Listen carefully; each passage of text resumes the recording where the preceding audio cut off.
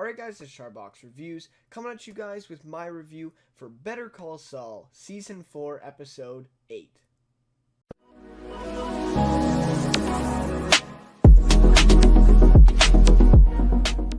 Alright, so I watched this episode live tonight and just finished it about, 30 minutes ago.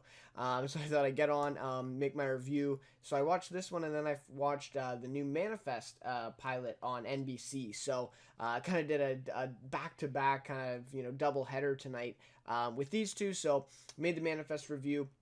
That should be, on the channel by now. And then here I am with Better Call Saul Season 4 Episode 8. So I thought this one was, pretty good. Not as good as last episode. I really liked last episode. Looking back at it, I may have hyped it up a little bit too much, but I did really enjoy it nonetheless.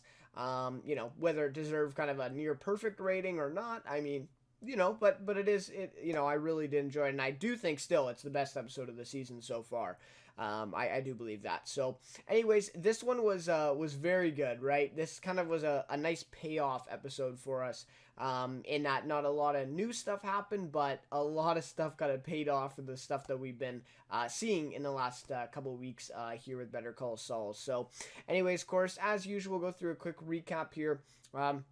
Somewhat quick recap of the episode, and then I get to my rating, favorite character, and some more overall thoughts. And I also did get a chance to see the teaser and the sneak peek for next week's episode as part of the end credits for this one. So I do want to talk a little bit about that at the end of this review. So you guys are looking forward to that. Stay tuned. So anyways, let's get right into it. Let's get into the episode. So we see here, very beginning of the episode, Jimmy is at the bus station in Albuquerque. So this is kind of odd, of course, but let me tell you, I mean, Better Call Saul, I believe the director for this one was Jim McKay, and he's directed some of the really good Better Call Saul episodes so far, and he did an amazing job in this episode too. But, just everyone, the writers, the directing, everything like that, just the show in general is so great at giving us this kind of stuff, this kind of intro sequence. It makes pretty much no sense to us. We don't understand what's going on. And then later in the episode, it means so much. So another great thing this week.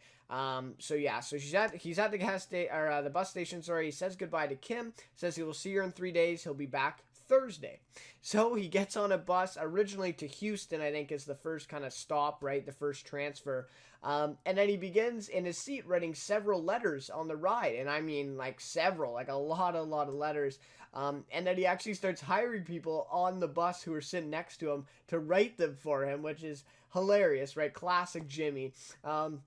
So anyway, so just kind of a funny little trip here, and we see him, licking the envelopes, his hands getting tired and everything, right, from writing so many damn letters, right? So he finally gets to a post office, then in Louisiana, right? That's where the bus ends up stopping, and he goes in, he delivers the letters, and he waits on the bench outside. So, of course, this doesn't make much sense to us. It's not, not much context is provided, but later in the episode, of course, this comes back and means quite a lot, right, for the episode and just kind of the overall story of where they're going with Huel, right? Kim and Jimmy are going with Huel. So, anyways, just a funny little sequence there to begin the episode. And like I said, very meaningful for later. So, then we get Nacho. He is back. So he was gone, I think, for last episode I think he was in was episode 4 or 5. So, yeah, no, I think 4. So he was gone for 5, 6, and 7. Yeah, so he was gone for three straight episodes. I did predict that, and I think it was just kind of foreseeable that he would be gone. But he's back in this episode. So it was great to see Michael Mando back.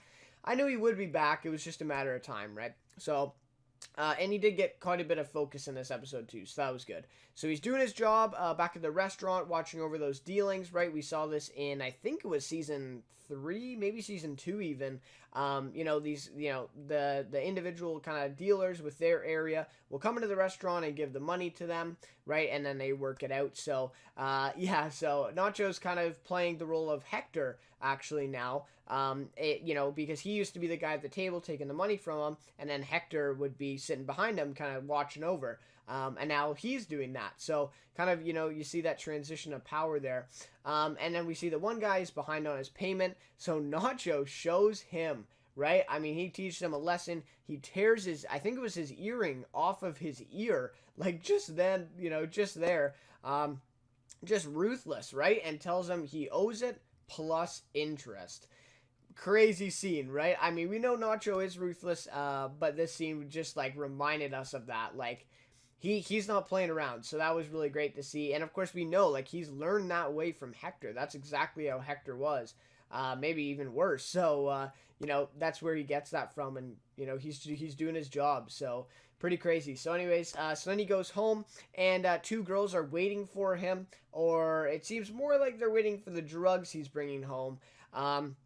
And this was a little bit confusing to me because they didn't come back to this, which I was waiting for them to do, but they never came back to it, and we never, went into that house again and saw what was happening there. So I'm not sure. I'm guessing maybe just two girls that he picked up, and, they wanted drugs, and, maybe he, wanted sex from them or something like that. I'm not sure, honestly. But they were looks like they were kind of living with them in the house. So, and it looks like he has a new house too. I'm not sure, I'm not positive, but I'm pretty sure that's a new house for him now with the money he's been earning. So, yeah, I guess he's doing pretty well, but he doesn't look that happy either with these girls. I mean, he's not, he kind of just walks in and throws them, the drugs that he has, and goes on his way to his own room and kind of shuts the door. So maybe he doesn't seem as happy as some people may think he would. Then the big thing here is at the end of the scene is he puts the money away in his safe, but in the process finds him and his dad's fake passports, right, that he got made before, with Hector's threatening them, involving his dad in the drug business and everything. But I did like this scene as he looks at them, takes a good look, and then he puts them away and locks them in the safe. And I feel like this symbolized that he's no longer afraid, right? And he doesn't want to get, he's not desperate to get out of that life, as Hector is no longer a problem for him. And he's kind of got things under control now. So I really felt like that was a good symbolization of that, how he's no longer afraid, right? And he's, he's not, fearful for his life and his family and his dad. So I just felt like that was kind of a meaningful scene there. And it's just kind of nice to see where Nacho, is at and what he's been doing for the last, 8 or so months, right? Like, we haven't seen that. So that was good. Then we see this whole part with Mike in the episode where he takes the German men to the strip club for some rest and relaxation, R&R, right? So we got that last episode where Warner was talking to him about that. So he took them to the strip club, I guess, for a little bit of break until, they can go back to work and get going again. And so then we see Mike and Warner. They don't seem to be having so much fun, or as much fun as the other guys. So they decide to go to a bar, or at least like the other side of the strip club, to talk where it's a little quieter and, kind of man to man. Right, and so they're talking, and we talk a little bit about heritage and something like that. I just felt like this scene kind of dragged on a bit. I don't know. Was it something, that we really, really needed to know? Warner's actually becoming kind of a big character. He's getting a lot of screen time in these last couple episodes here. So I'm wondering what kind of part he has to play going forward. I don't think that Better Call Saul is unnecessarily giving him, too much screen time here. I think it's for a reason, and I think he definitely has a part to play. So we'll see. So anyways, they're interrupted then by news that Kai, of course, he's the annoying one, the one that's kind of been acting up ever since he got there. So Kai has gone kicked out of the bar, and he's gone in some conflict with one of the women, I think, in there. So Mike kind of has to arrive, on the scene and save the day pretty much, right? So Mike pays off the bouncer so he doesn't call the cops. Obviously, calls the cops. That's huge for their whole operation and their whole plan, right? That can't happen. So he kind of bribes the bouncer off, and he tells Kai that he's done. So he finally does it. I'm surprised he hasn't done it earlier, to be honest, but he does it in this scene. He says, "You're done," right? And it looks like Kai is about to kind of charge him or like go at him, right? And Mike says, "Try me." I just really love that line from Mike. Just so fitting, right? Because Mike, honestly, he's like, "Try me," right? Like, I want to see you try. But I would have liked to see Kai try. I would have liked to see what would happen. But anyways, Kai knows better, and I guess he's getting kind of shipped home to Germany. And yeah, but I don't know, like, isn't that a little bit kind of risky. Like maybe he would tell somebody about this if he's been, kind of kicked off this job. So I don't know about that. I'm sure that maybe they'll have to deal with that in some way. But yeah, so he's done now. Mike makes the decision, and essentially what happens here is that Warner later on makes a mistake in telling a couple of guys at the bar about the underground lab and his kind of construction plans and everything.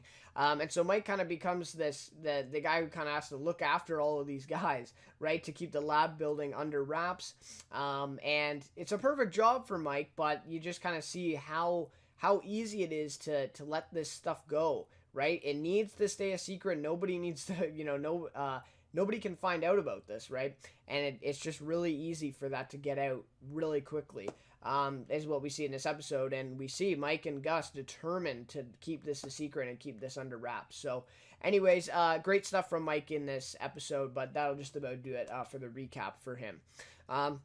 So we get Jimmy. So he returns home. This is, maybe the most emotional part of the episode. He returns home and tries talking to Kim about the case. And she's listening to loud music on her headphones. And I mean really loud. Like, my eardrums would hurt if I was listening to music that loud. Anyway, so she's totally, isolated. She's listening to music. And Jimmy's trying to talk to her, right? And she seems totally disinterested. She's like, oh, did you say something? Takes off her headphones, right? Not sincere at all. So she just really doesn't want to talk to him. And then after she says, oh yeah, you can go get something to eat. I'm not gonna, we're not gonna eat together or whatever. You can see the look on Jimmy's face as he walks away from her and it kind of realizes something. So I saw anger, disappointment, and loneliness. I think there are some other feelings in there too, but that face said a lot. And I think, that's exactly how Jimmy is feeling. And that's how he's felt for the last, 6 or 7 months, I would argue. So yeah, we definitely see that play out, and then we see it play out even further when he goes to the nail salon and he's in his office, and he is visibly upset. I'm not sure if he was actually, like, fully crying, but he is very emotional about it. I keep forgetting the woman's name, the owner of the spa, but anyway, so she comes in and tries helping him, and she says, tell her you're sorry and all this stuff, and Jimmy says, I think we're past that. I think we're past saying sorry and apologizing, which is not good, right? I mean, that's not good for the relationship. If they're past that point of, they can't even apologize, that won't even fix things. So anyways, just some honesty there from Jimmy, and I felt like that was kind of the most that, and I think we needed that, especially after we saw what happened in the 8 months last episode. It was a really great thing to see this kind of being playing out, and Jimmy reacting to this and finally coming to terms with what's going on. So anyways, that was really great. But kind of emotional, obviously. So then we see Kim goes with her 3 associates to meet with the prosecutor. I forget her name again, but I'll just refer to her as the prosecutor. Anyway, so she files multiple motions against her, right? Tells her that they're going to trial, right? And this whole scene really showed her that this case is serious, right? So that's what Kim's trying to show this prosecutor. I'm not stepping down. Like, this isn't a normal pro bono. This is something serious, and I'm gonna, fight right to the bitter end.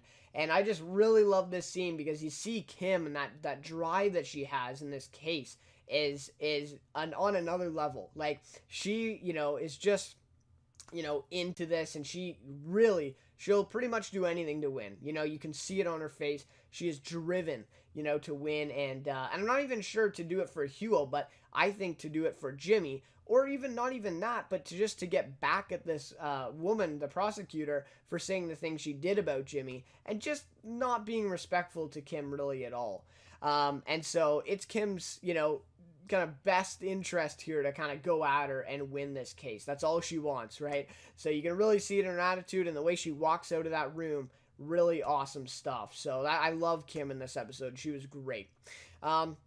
So then we see Kim and the prosecutor go to the judge's chambers, and he tells them about all these letters he's received in support of Huel from Louisiana, stating he's a hero and, everything like this for his congregation and the community and everything. So now everything starts to, fall into place here, and we realize, oh my God, that's what Jimmy was doing, right? I love that moment when they do this thing with the intro and then they come back to it. I love that moment in the episode where you're like, oh my God, like that's what that's why that was. So anyways, that was great.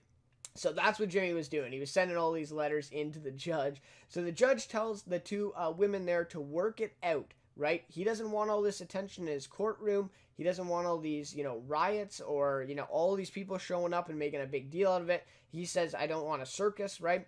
And so it's absolutely brilliant on Kim's part to think of a plan like this, because she knows exactly what that judge is going to react and, how he's going to react to this. So, anyways, that was really great.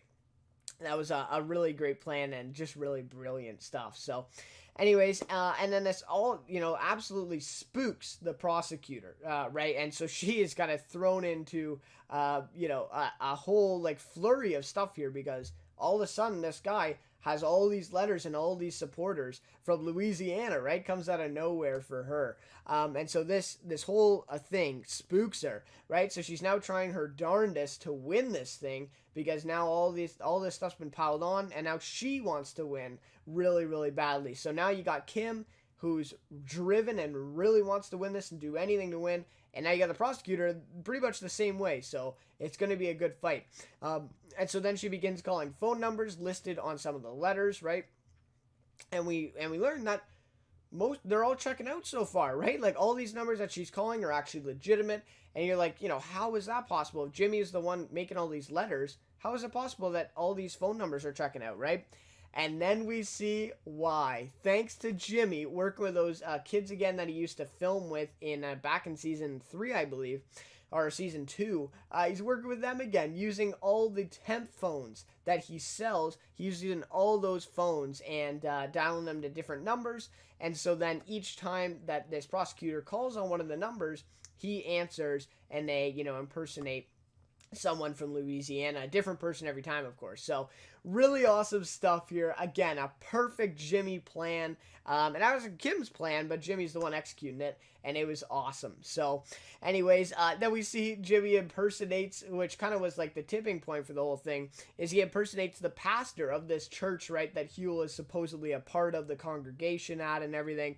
So anyways, and they continue submitting fake donations on the website, just everything to make her believe that this is all real and there's this many supporters, from Louisiana supporting Huel. And then he also says, we're going to take I think a coach bus or whatever down there to see the trial. And that right there sets her off, and she knows, okay, that can't happen, right? Like, we got to do something, right? So the prosecutor finally caves and concedes to Kim in that Huel will not serve any time in prison. So really awesome stuff there. And it works. The whole plan works. So Jimmy goes to see how things go at the courtroom.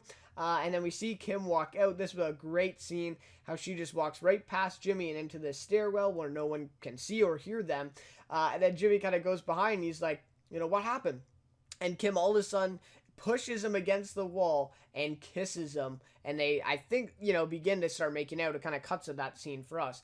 But that's what happens. So it was awesome. I just think in this scene, why she did that is because due to Jimmy, right, she was able to win this. And this was such a big deal for her at this point, especially because of what the prosecutor had said about Jimmy and her, right? It was so big for her to win this one. And because of Jimmy, she was able to. So I think that's what that emotion was right away in her, making out with Jimmy and showing that. So anyways, but weird though, right? Like, wow. Right? All of a sudden, they're not really talking. The relationship is really, really horrible.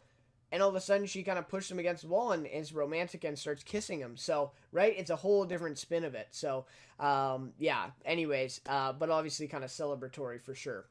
So then we see Kim and Jimmy in bed. And it looks like they slept with each other once again. So that's something, right? That's something. I'm sure that hasn't happened in, months, I would say. Probably, I would guess. It's probably been months. So that was big. That's big, right? And again, as a result of winning this case, that's what happens. So anyways, they sleep with each other. And, in the scene, yeah, it's great. But is this permanent? I don't think so. I think it's still kind of the after effects of winning this case and kind of the feeling that Kim has and the feeling that Jimmy has now that they've kind of accomplished this task. But I don't know that it's going to be permanent, and I don't think it's going to be staying. And so that's the thing in this scene where it's like, oh, well, that's great to see these two characters like this again. But you got to think, is this permanent? Is this something that's going to continue happening? We don't know the answer quite yet, but I would lean more towards no. Anyways, then we see later on in the episode, a little bit later, then Jimmy's at this open house kind of for his new office, taking a look at a new office space that's close to the courtroom, he says. And so when he's there, Kim actually comes and visits him at the open house kind of for his new office, and, kind of unannounced. So anyway, so Jimmy goes out and talks to her, of course. And now, in this scene, she tells him, so he's going on and he's like, well, I know you're probably feeling guilty about all this, and we don't have to do that ever again, right? And talking her down and all this stuff. And she tells him, this came out of left field, she tells him she wants to do what they did for Huel again. So I think, I can't remember the exact words, but I think she said, I want to do this again, or something like that, or we should do this again.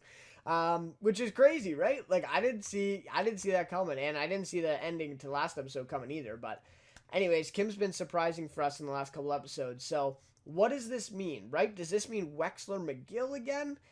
I don't know, but at least it means that they'll be working together, and maybe it'll help their relationship as well if they're able to work together for another thing like Huel. Again, it's kind of a dangerous game though, right? I mean, Kim's getting involved with that. She's got a pretty clean record, and now she's at Schweikart.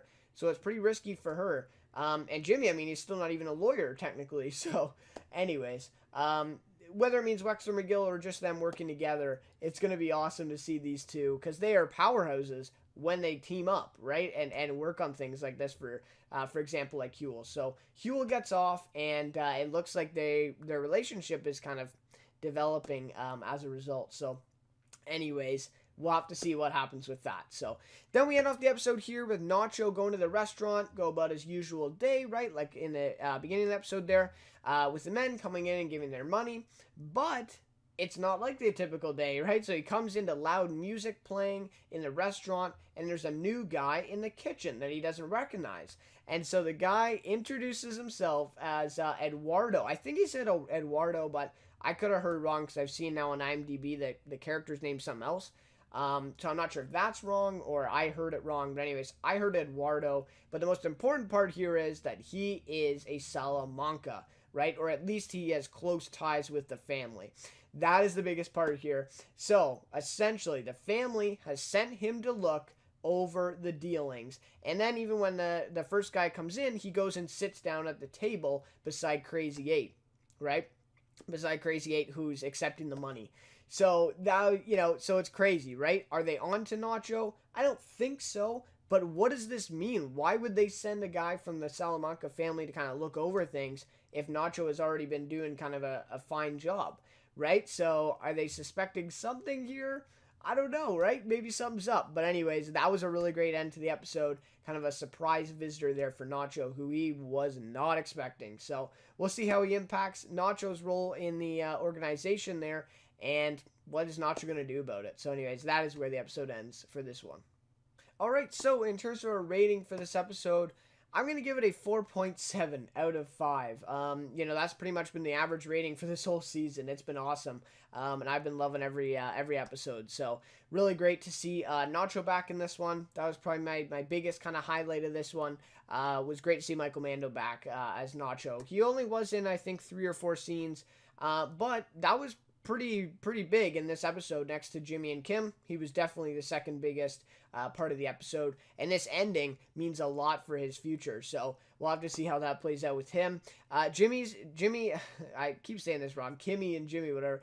Jimmy and Kim's relationship going forward, right? Big question mark there. What do you guys think? Let me know what you think of where that relationship is going to go. Maybe it's going to improve now if they start working together again, like a case like Huel.